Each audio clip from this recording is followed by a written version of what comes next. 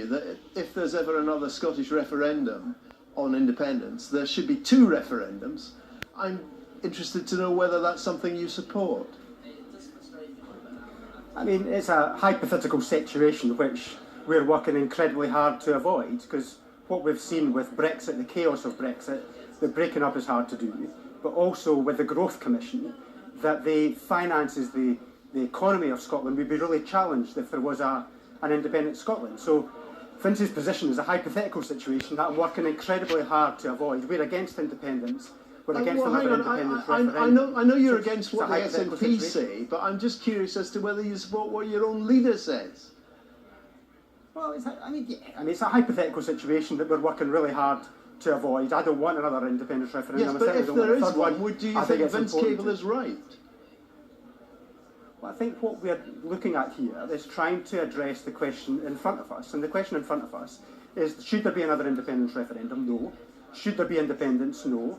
And if we were ever to get to that position further, which I'm working really hard to avoid, of course we can look at that. But the most important thing just now is we stop independence. Right. I've heard, I mean, look, John Swinney has just been saying it's a hypothetical question for me to ask him what he's going to do with primary school testing if Parliament votes against it.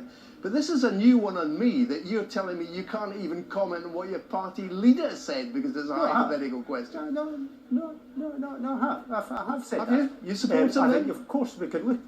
We can look at it.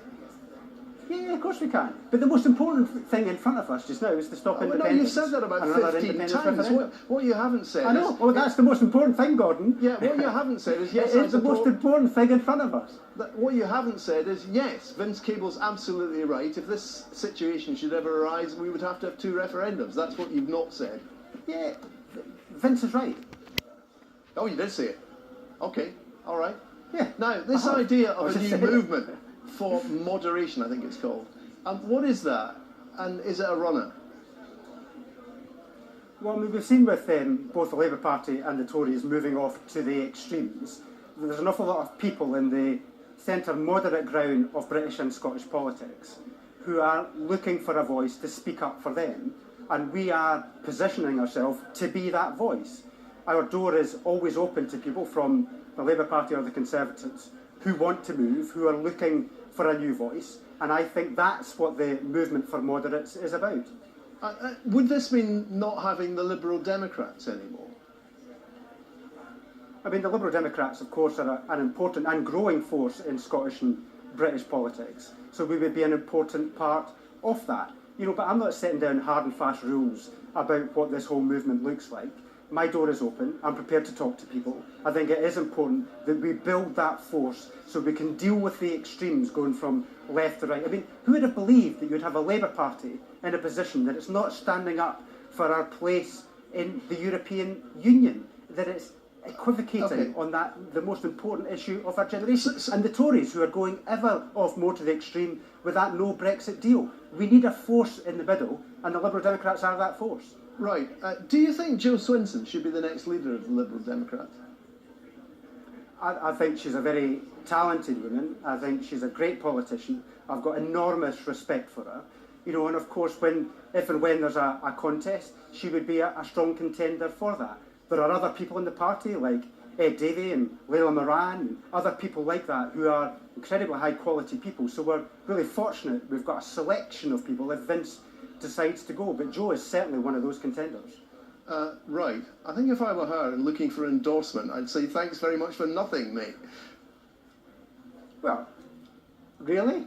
You treat that not as a supporting comment? Jo is an incredibly supportive politician. She's a quality individual. I mean, she's somebody who I've seen working throughout her career. When she was a business minister, she was able to cope incredibly well with that department. She brought in issues like paternal leave.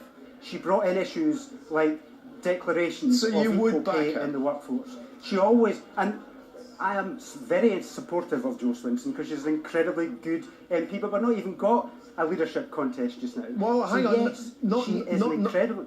Not only have you not got a leadership contest, you might not even have a Liberal Democrat MP as a leader. I mean, that's another one of Vince Cable's ideas. What do you think of that? Well, I think that's what they tried in Canada. They've also tried it in Germany, the Liberal parties in those two countries. In fact, in Canada, we went on to storm to victory and took government, based on the reforms that they introduced. So it's an interesting model that is looking to refresh the party, attract new people, and our door is open to new members who can join up and support the party in this growing force. Any candidates you can think of who are not Liberal Democrat MPs who might be good leaders of the Liberal Democrats? We don't even have a leadership contest yet, Gordon. You're getting ahead of yourself. What we're talking about just now is actually changing the way that the party operates, inviting new people into the party. People can sign up as supporters of the party because we're a growing force. We've gone from 1 to 4 MPs in Scotland. We've got thousands of more members. We want even more because people are crying out for a voice in Scottish and British politics of that centre moderate ground who's speaking up for Scotland's place in the UK and the UK's place in Europe. That's the Liberal Democrat. We're going to have to leave it there. Willie, Rennie, thanks very much. Next year, get back